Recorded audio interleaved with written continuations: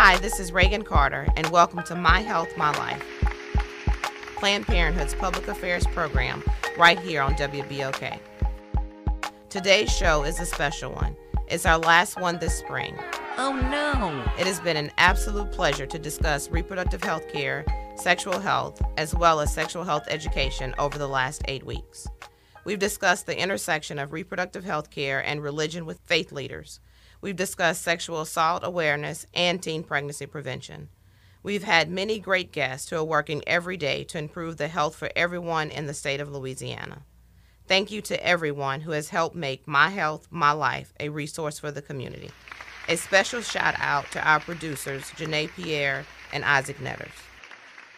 Listeners, you are in for a real treat today. Today we're having a panel discussion with 3 very smart, talented, innovative, down-to-earth women who are working in the fields of justice, labor rights, and rites of passage for young girls.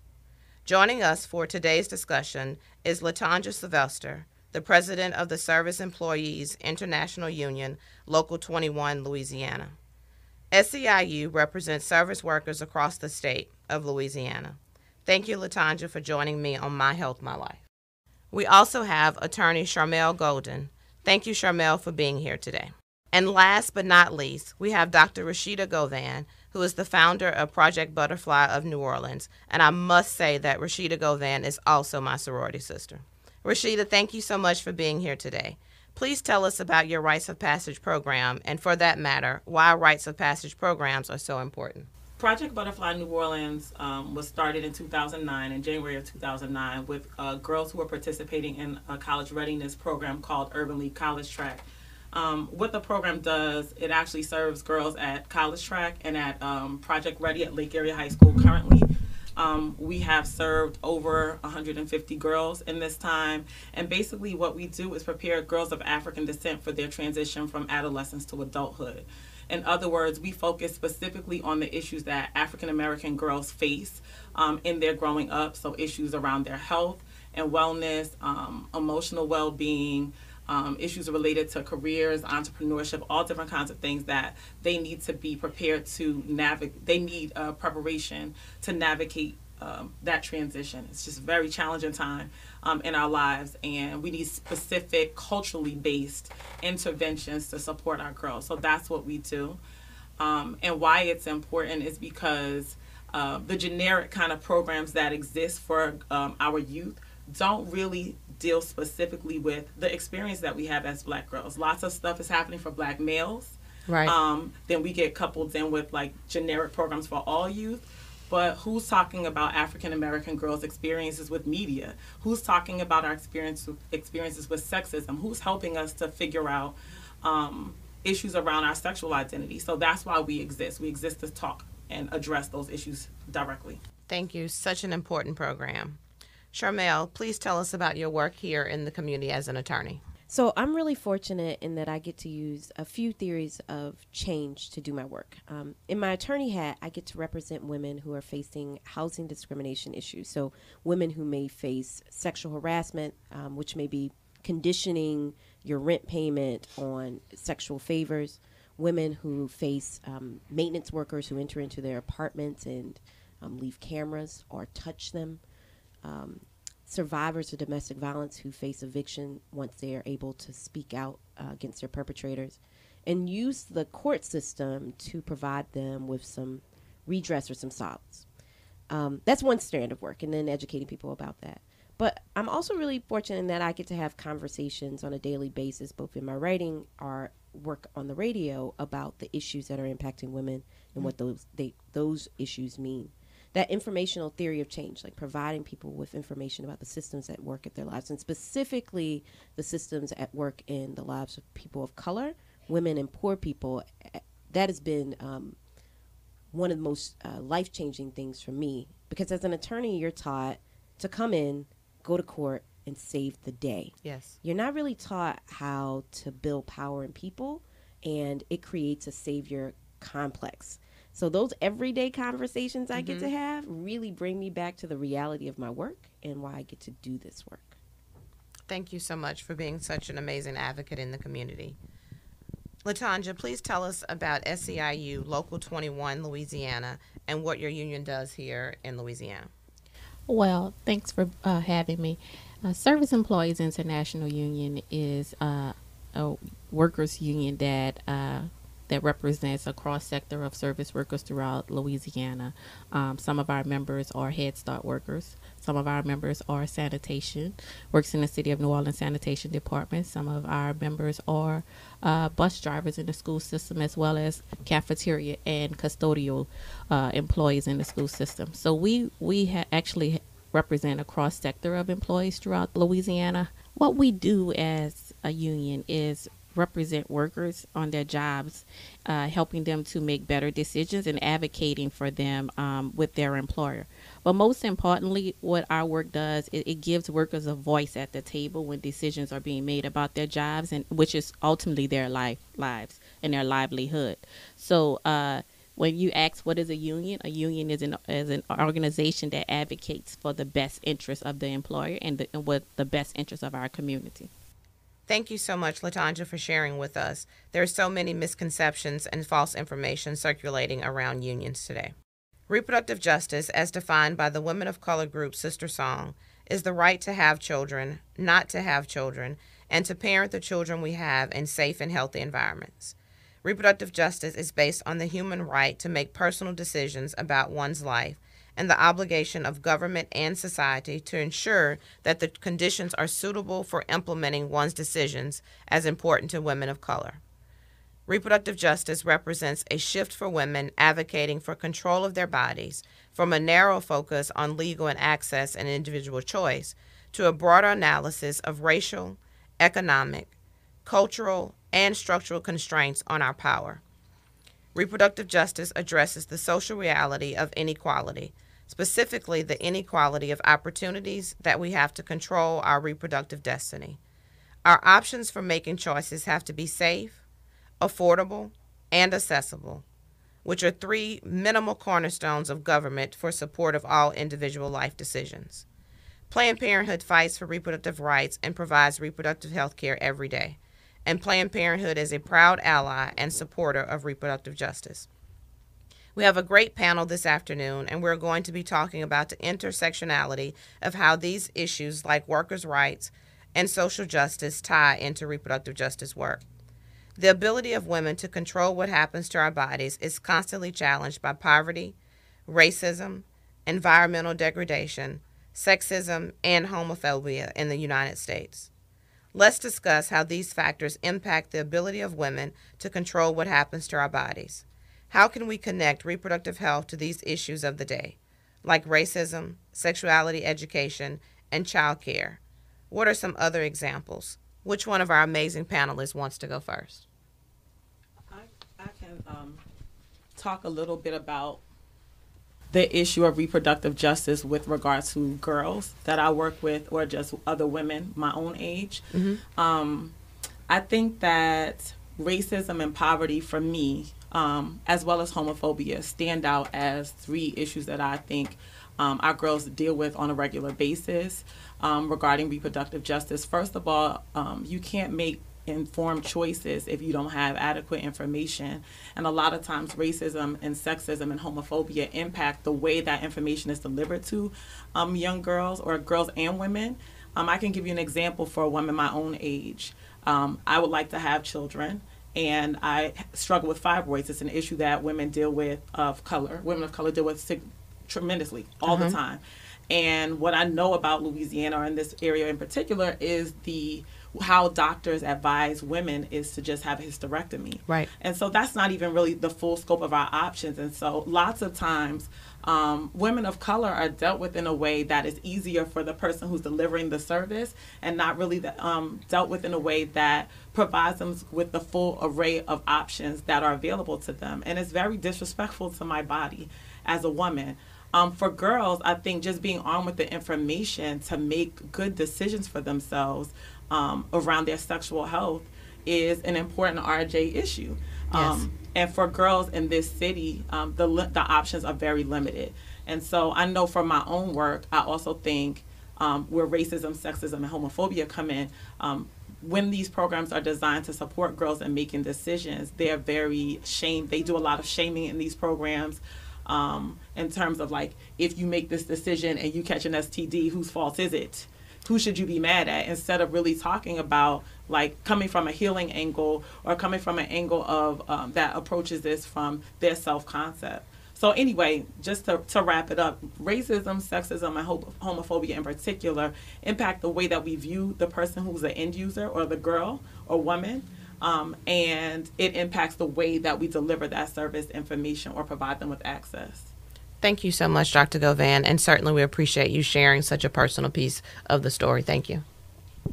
So I can speak about reproductive justice from a labor standpoint. And the work that we do, we represent low-wage workers around the state, and we understand the need for the services that are provided, free services that are provided throughout the state by health clinics.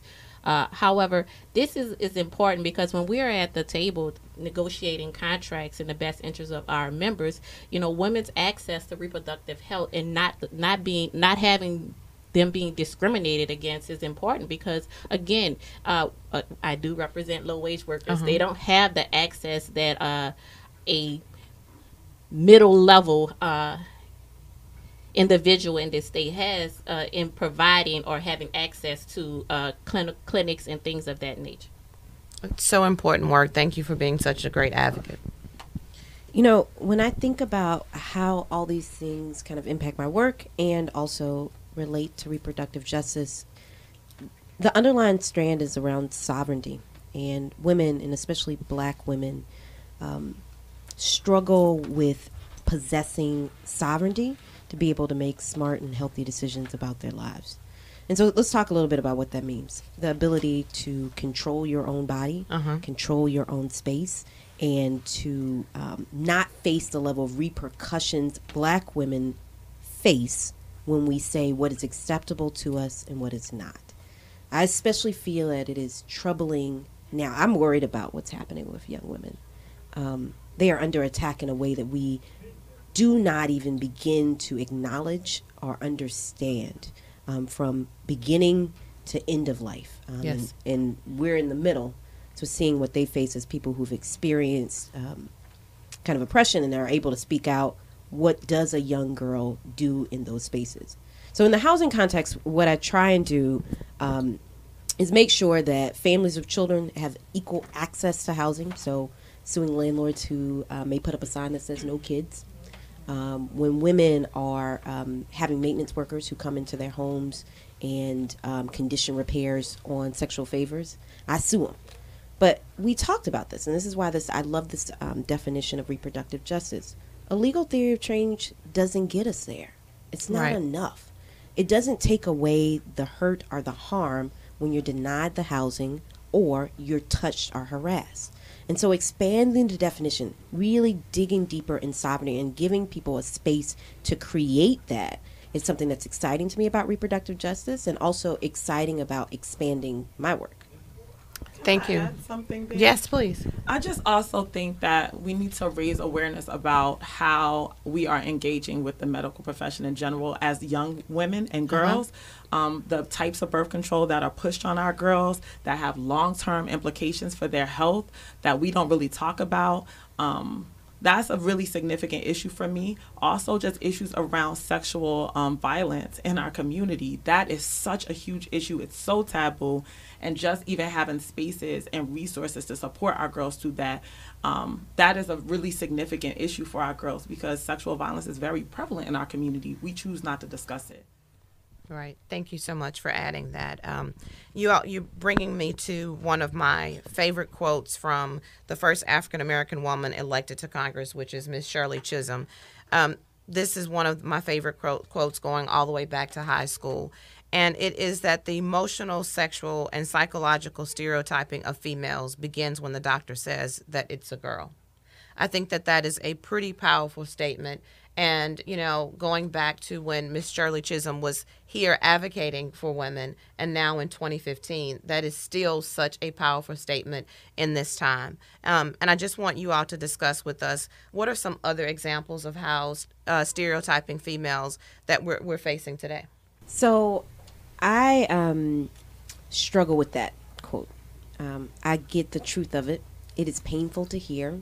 It's painful to hear then. It's painful to hear now. And the reason I struggle with it is me being born a girl doesn't mean me less of, but there are so many things from the time of birth that are designed to oppress me, whether that be a family structure that values me less, an economic structure that pays me less, a housing structure which says I need a man to live with me in order to get housing. Yes.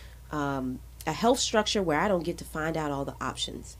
And so I understand that. And it was a tough conversation. I was thinking about this with other people and really trying to figure out, well, what does that really mean and how does that translate into our lives? And then what can we do about it, right? So one of the things that I value is really highlighting girls' decisions, ability to make their own decisions, and grown women's ability to make their own decisions, right? Mm-hmm.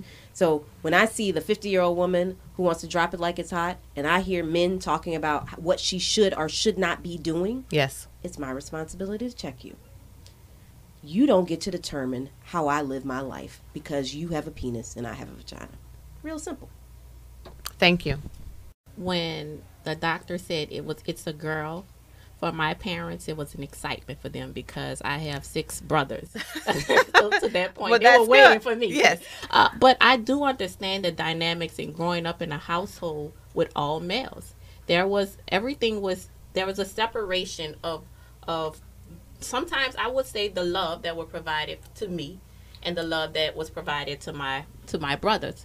But so I understand how, the stigma that has been placed on females or women in this society. However, I think that we are making strides and walking in a better direction on how do we identify with women and how do we make best decisions that also include women. And I can say the work that I do with girls, we actually do an activity around stereotypes. So we talk about, what words come to mind when you hear black women. And these are black girls. It's thought. Yes. Is that how you say it? Thought? Yeah.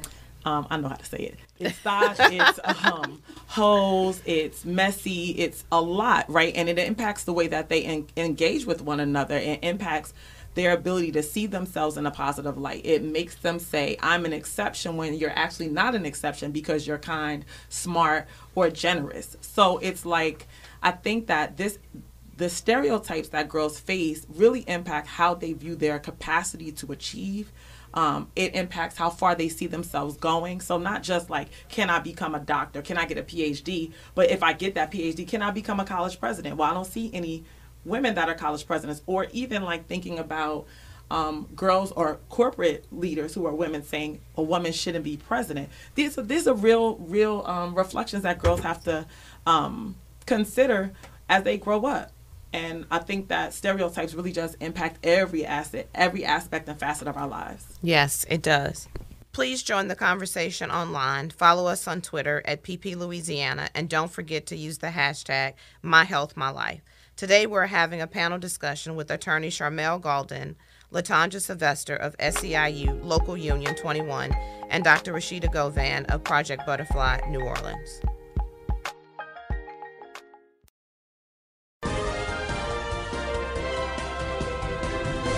In whole water news, the city of New Orleans hasn't been the same since Pastor Patin started to expose the truth about alkaline oxygenated water. My job is to inform you of the new things that are happening around the world pertaining to your health. How do you plead? Your Honor, I plead guilty. But not only water for your life, but water for your sustainability. If your body is acidic, listen closely. That is where cancer, diabetes, hypertension. Testimony after testimony of people drinking alkaline oxygenated water and feeling and looking and living better. Pastor David Patin, you have been charged with 3 counts of exposing the truth about alkaline, ionized, microclustered, oxygenated water. How do you plead? Your Honor, I plead guilty. This court accepts your plea of guilty, and in accordance, this court finds you guilty on all 3 counts. What will happen to Pastor Patin? As more and more people are exposed to the truth about this water, we will have to wait and see what the judge will say next. How do you plead? Your Honor, I plead guilty. But until then, get your hands on alkaline oxygenated water by calling 504-701-4711 and try it for yourself. We will keep you informed on alkaline oxygenated water as things develop. How do you plead? Your Honor, I plead guilty. Catch me, Reagan Carter, every Friday right here on WBOK from 3 p.m. to 3:30 p.m. on My Health, My Life, a new public affairs radio show hosted by Planned Parenthood Gulf Coast. My Health, My Life will highlight the healthcare challenges Louisiana faces and invite community partners to come on air to help us discuss solutions for making our state a healthier one. As the Senior Director of External Services for Planned Parenthood, I'm working with community partners and talking to lawmakers and people across Louisiana about how we can improve health care and health education in Louisiana. My Health, My Life will air on Fridays from 3 p.m. to 3:30 p.m. Tune into 12:30 a.m. or listen online at www.wbok1230am.com. For more information, please visit PlannedParenthoodGulfCoast.org/MyHealthMyLife. Creative Motivation by Poetic Ambassador, Motivational Educational Consultant Habib Al-Salim, building self-esteem so we will always complete our dream. Creative Motivation is designed to keep you connected with the Creator, with education, health, family, community, employment, housing, friendship, and by all means, prosperity. Remember, every Saturday, WBOK, 8 a.m., 12:30 on your dial. So tune in without denial. Creative Motivation, it helps you to smile.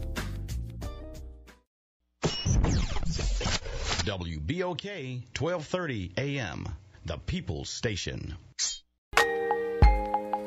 Thank you for tuning in to the final episode of the spring edition of My Health, My Life. Today we're having a panel discussion with attorney Charmel Gaulden, LaTanja Silvester of SEIU Local Union 21, and Dr. Rashida Govan of Project Butterfly, New Orleans. Thank you all again so much for being here. Please tell us, what are some of the challenges you face in your work here in Louisiana? SEIU has partnered with Planned Parenthood in other states to help voters understand which candidates supports women's issues and also their right to choose. Currently, there is an extremist Republicans attack on women's right to choose and a woman's fair shot at making the decision that best fits for her and her family. So the work that we're doing in conjunction with Planned Parenthood and other women's organization, is to educate our community on how important women are to our community, one, yes. But two, to also educate them on how this has nothing to do with the Republicans' idea of the way that women should live their lives. Uh-huh. Thank you.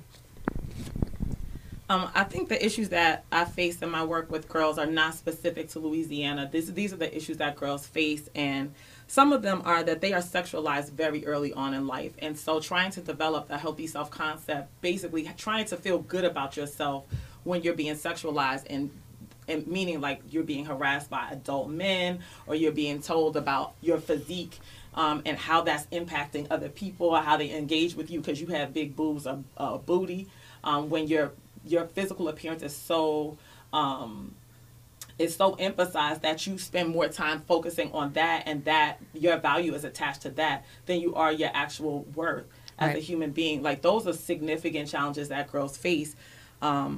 In my work also, like, income inequality is significant because I know that girls are going out into a workforce where they might be over-prepared or better prepared than their male counterparts, but they're going to make less. So I'm teaching them how to be entrepreneurs so that they always have a hustle to provide for their families. Mm-hmm.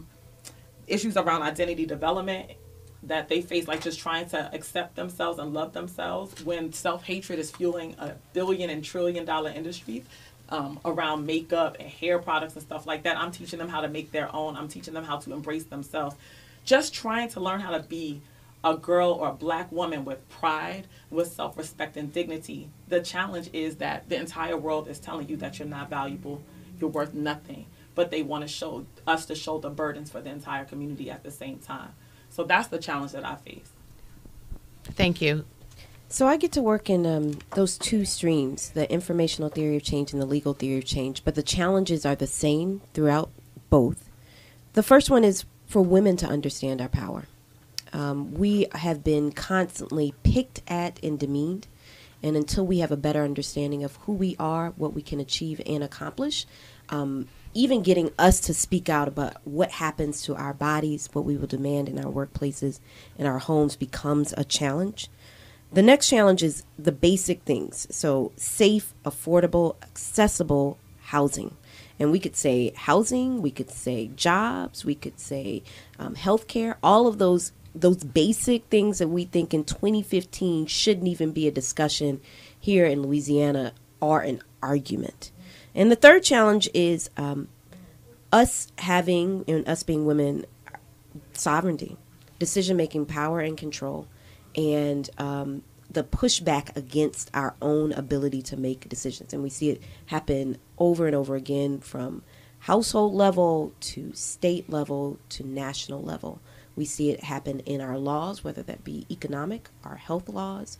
We see it happen nationally, and even our conversation about the president and the presidential elections.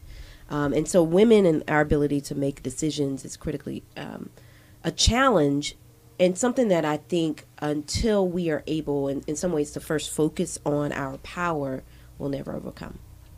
Thank you all so much for being here today and taking the time to sit down and talk with us on My Health, My Life.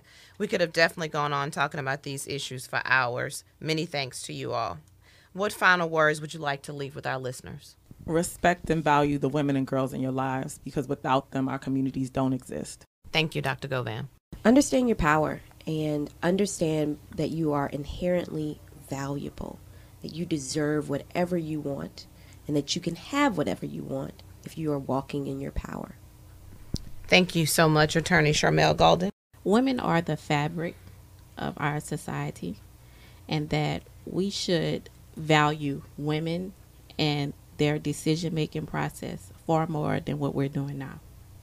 Thank you so much, Ms. LaTanja Silvester. We appreciate all of you being here with us today. Consider volunteering with Planned Parenthood. For more information, please email lapublicaffairs@ppgulfcoast.org. Again, that email address is lapublicaffairs@ppgulfcoast.org. I'm Reagan Carter with Planned Parenthood, and thank you for listening to My Health, My Life. Have a great weekend.